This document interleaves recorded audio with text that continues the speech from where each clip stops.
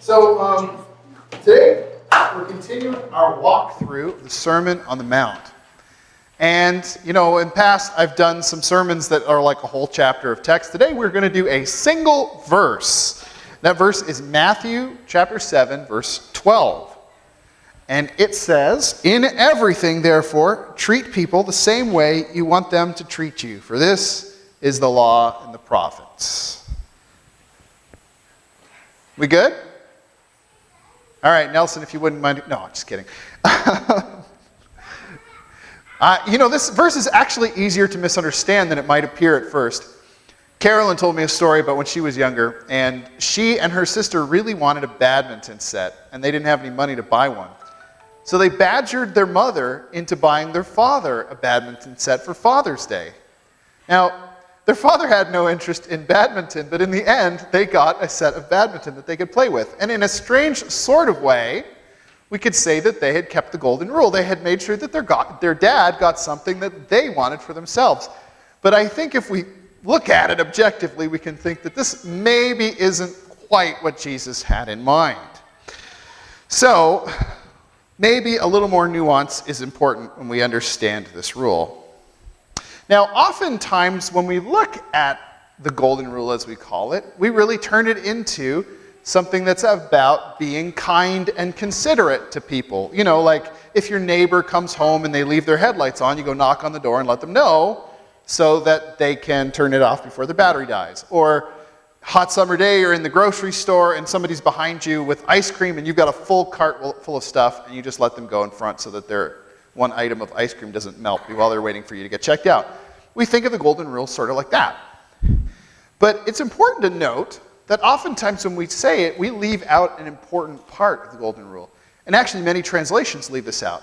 I chose the NASB this morning for the text because it says, "In everything, treat others the way that you would like to be treated." And that's actually there in the original language. I went back and read it in Greek, but in a lot of our modern translations, in order to make it flow a little more smoothly, they've taken that out. And I think it's important because if we look at merely treat everybody the way you'd like to be treated, then it seems like a general guideline that we have in life rather than an ironclad rule. But if we see Jesus say, "In everything, treat others as you would wish to be treated," then we understand that this isn't some nice principle that applies to the normal situations that happen in our lives, but is also a principle that applies to the extraordinary situations in our life. Imagine you were driving down the street and you fell asleep behind the wheel, and you swerved onto the sidewalk and ran over a pedestrian. How would you hope that the aggrieved family would treat you? Imagine that you're at work, and some careless mistake means that the business loses a bunch of money. How would you want your boss to treat you? Imagine that you came this morning and you knew that you were feeling a little under the weather, but you really wanted to come to church, so you just pretend you're feeling good and you come in, and tomorrow you go for a test and find out that you've got COVID-19 and that you've infected other people around here. How would you want the other people in the church to respond to you? You see, in the way our culture normally does these things, there would be lawsuits and recriminations and firings, but we would hope that the people around us, well, if it were me, I would want people to give me grace and patience. And so that should inform the way that I behave towards other people, that I would give them grace and patience. So the golden rule is really about giving grace to people who don't deserve our grace. It's about revealing who God is. There's a story in 2 Kings about Elisha the prophet. And there's a band of Aramean raiders that are trying to kidnap him. And he prays that God would strike them blind, so he strikes them blind. And he tricks them and leads them into Samaria. And they regain their sight, and they're surrounded by the Israelite army. Now, in that culture, your expectations, if you're a hostile enemy force surrounded by your enemies, is that you're dead meat. The king asks Elisha, "What should we do? Should we kill them?" And Elisha says, "No, feed them." And so they have a feast for them and let them go. And that's God's heart. God doesn't respond to our hostility with his own hostility. God responds to our hostility with his love and grace, because that is the reflection of his character. So really, the golden rule is about responding to people and reflecting back God to them rather than reflecting themselves back. In our normal way of doing things, when a person is kind to us, we reciprocate with kindness. And when a person is hostile towards us, we reciprocate with hostility. And instead, we're to be a mirror that reflects not that person back to themselves or their attitude towards me, but reflects God, whom we are trying to imitate, back to them.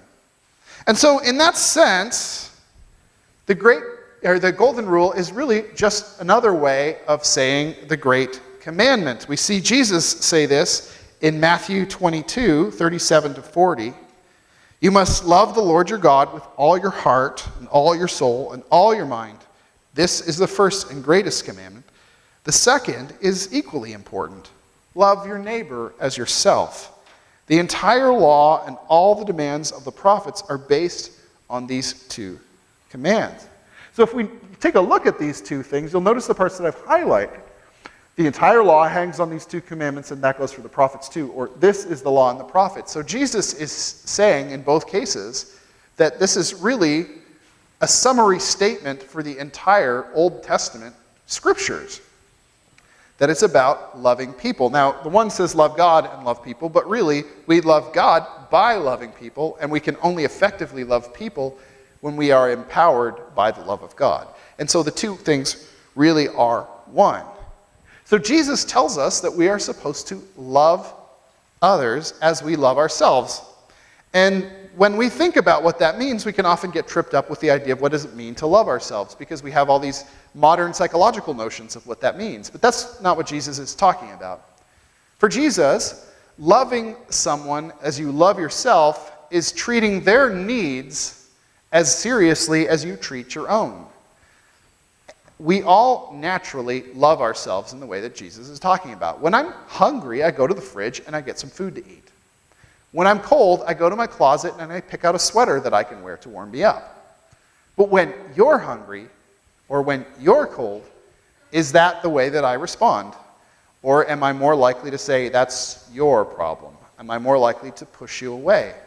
You see, I take my own needs very seriously, and I take the needs of my immediate family fairly seriously. So if my kids are hungry or they're cold, I try and help them out. But when it comes to people beyond that, I'm more likely to push them away.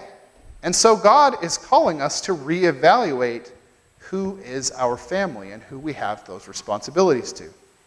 In the story of Cain and Abel in Genesis 4, Cain, Adam's older son, murders Abel, Adam's younger son, because Cain thinks that God loves Abel more than he loves Cain. Now God comes to confront Cain about it, and he says, so where's Abel? And Cain says, am I my brother's keeper? Now, of course, he's trying to obfuscate because he doesn't want to say that he's murdered him, but of course God knows the score. But his response is telling. We have been created to live in a community together. That's what God said. When Adam looks at all of the animals in the garden, it says that no suitable helper was found, and so woman was created. And that you could talk about the relationship of men and women, but really I think the broader issue there is that people are meant to be with other people, that we're meant to be in relationship with one another. That's how we were designed to be. And so, as people who say, am I my brother's keeper? What we're really saying is, I don't need to be in relationship with that person or those people over there.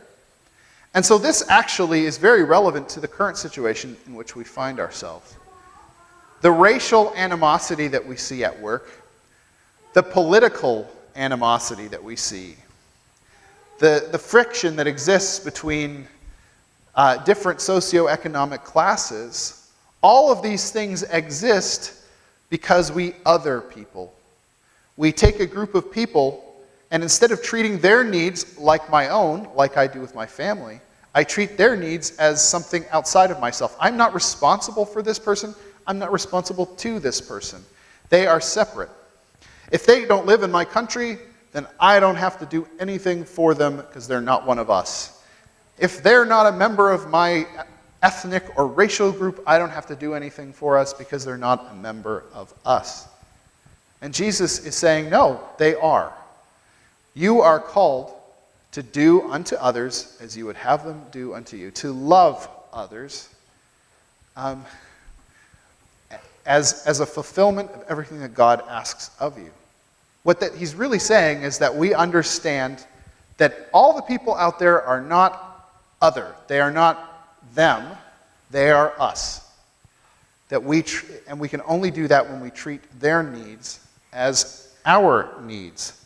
And so our world is broken by our unwillingness to be connected to the people around us in love, fulfilling their needs as well as our own.